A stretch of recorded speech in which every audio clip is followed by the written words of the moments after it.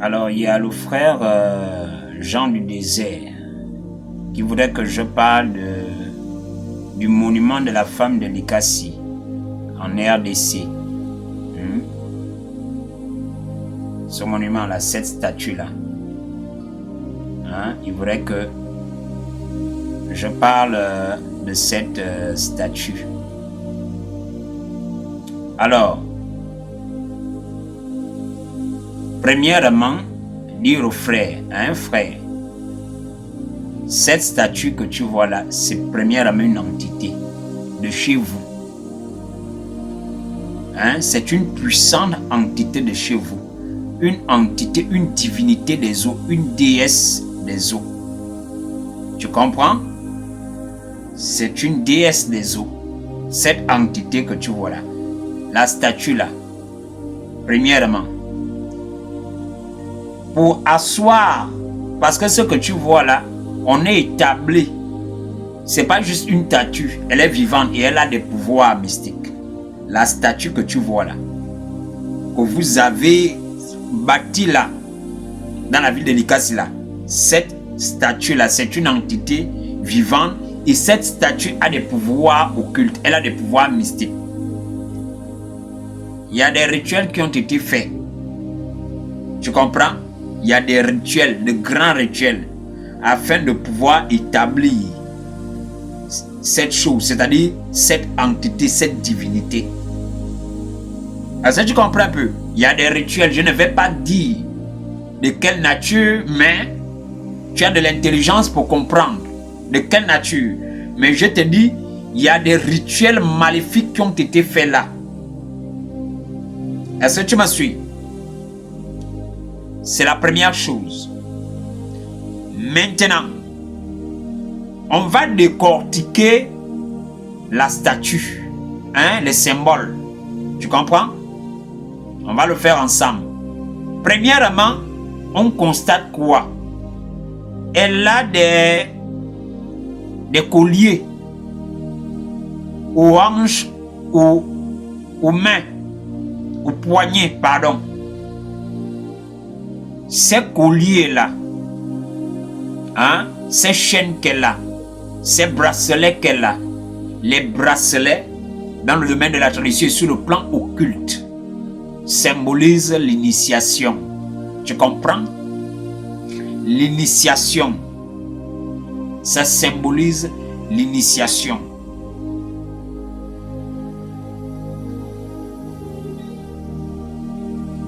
Ensuite, nous avons quoi? Nous avons la nudité. Elle est nue. Elle est nue. Sa nudité. La nudité, sur le plan maléfique ou encore occulte, symbolise la connaissance occulte ou encore le mystère des choses occultes. Tu comprends? La nudité symbolise la science ésotérique, la science occulte, la science maléfique. Tu comprends? C'est pourquoi elle est nue. La nudité est un pouvoir. Elle permet notamment d'envoûter, d'hypnotiser et autres. Tu comprends? Ça symbolise l'ésotérisme, la connaissance maléfique. C'est pourquoi la Bible déclare que lorsqu'Adam et Ève avaient péché, ils étaient retrouvés nus. Tu comprends?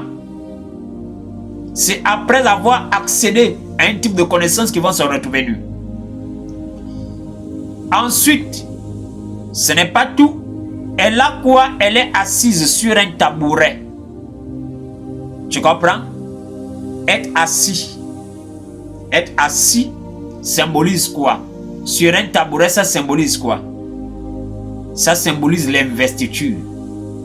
Ça signifie qu'on lui a conféré, on lui a donné le pouvoir. Tu me suis, frère?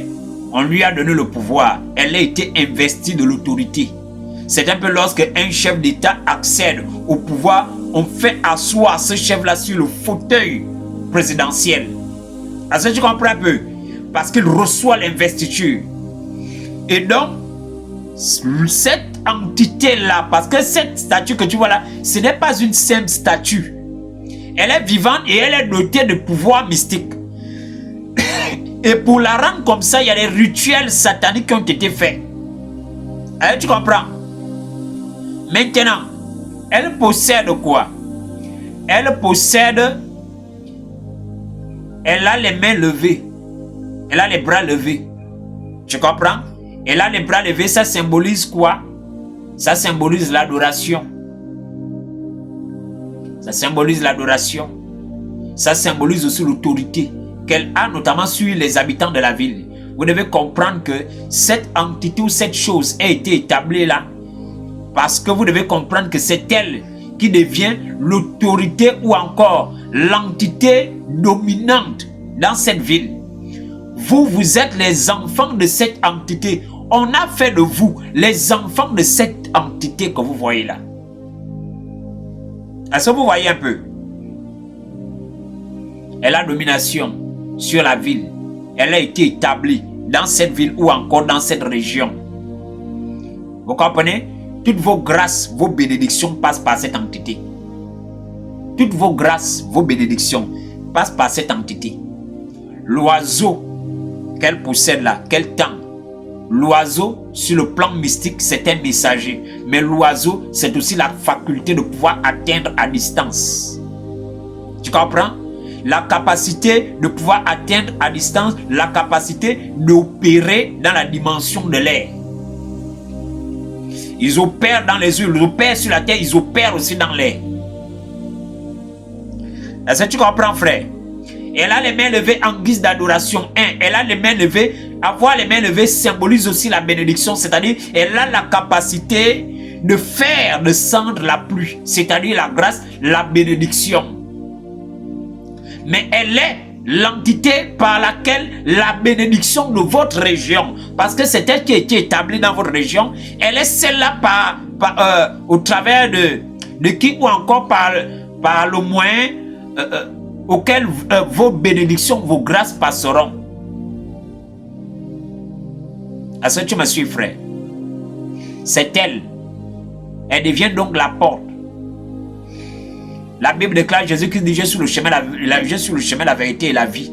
Elle, c'est elle qui a été établie comme étant votre chemin et votre vie. C'est ce qu'on a fait de cette entité. Vous comprenez? C'est elle qui a autorité sur les habitants de l'Ikasi.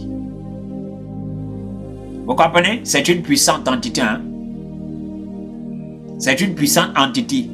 On a fait de vous les fils et les filles de cette divinité, de cette déesse. Et on lui a donné des pouvoirs occultes ou encore maléfiques. Il y a les choses, les rituels qui ont été faits pour établir cette entité-là. Est-ce que vous me suivez, frère? Maintenant, tout ce que vous êtes en train de voir, vos bénédictions, vos grâces passent impérativement par le fait de l'adorer. C'est ce que ça voudrait dire. Elle devient la porte. Elle devient la condition de réussite. Hein? Il faut l'adorer pour avoir la réussite. On a fait appel à elle afin qu'elle puisse bénir la région. Est-ce que vous comprenez? Voilà. Mais une entité, on ne peut pas faire appel à une divinité, ce type de divinité comme ça. Il y a souvent des sacrifices qu'on fait. Et elle, il y a des sacrifices qui lui ont été faits. Je ne vais pas dire de quelle nature. Est-ce que tu me suis, frère? Voilà. Donc voici la signification par rapport à cette entité. Et elle est dotée de pouvoir occulte. Est-ce que tu me suis? Elle est dotée de pouvoir occulte. C'est ce que ça voudrait dire. Et les colliers que vous voyez autour d'elle là, sur les poignets et autres, ça symbolise l'alliance. L'alliance mystique. L'alliance mystique. Cette entité, vous voulez être béni, on vous l'a posé comme condition pour être adoré pour tous les habitants de cette région. On a fait d'elle votre mère, celle qui décide de vous. Cet état-là que vous la voyez là, nu comme ça, ça symbolise aussi la maternité. Ça symbolise la maternité. Donc, on a fait d'elle votre mère. Votre mère. Que Jésus-Christ vous bénisse. J'espère avoir répondu à ta préoccupation, frère. Que Jésus-Christ te bénisse.